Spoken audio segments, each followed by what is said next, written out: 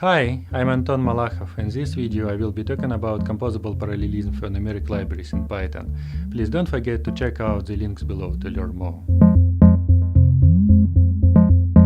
When you want your program to run faster, what should you do? For starters, you want to make sure to utilize all the processor cores and their vector processing units. For Intel distribution for Python, we make sure that numeric packages like NumPy use all the available resources. However, there are still a lot of performance left on the table. Let's imagine we have a serial program that runs on the timeline from here to here as a single line. When we accelerate some NumPy calculations by running them in parallel, we see parallel lines on the timeline with a number of used cores on the y-axis. We cannot make everything parallel with NumPy alone. There are always memory copying, bookkeeping, and serial logic inside and outside of NumPy. Therefore, we have serial regions in the application, which limits scalability. If you have an infinite number of parallel processors and no parallel overheads, what would the application timeline look like? All the parallel regions would shrink, taking no time while leaving all the serial regions as is. This is your limit.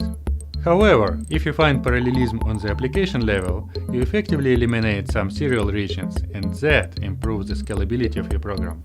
But in Python it may be a little tricky because of the global interpreter lock or overheads due to communication between multiple processes.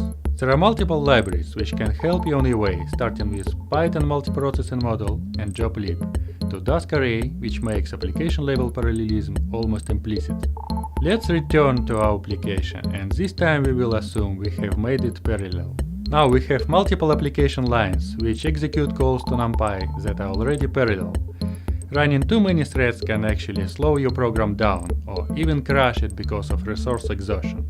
An approach to this issue would be to limit the number of OpenMP and application threads so that total number of threads running in parallel does not exceed what makes sense.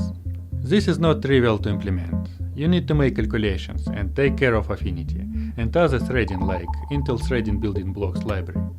Let me introduce here a new SMP model for Python. It implements all of the above and makes static multiprocessing and multithreading easier for parallel applications. All you have to do is run Python with -m SMP and your script name.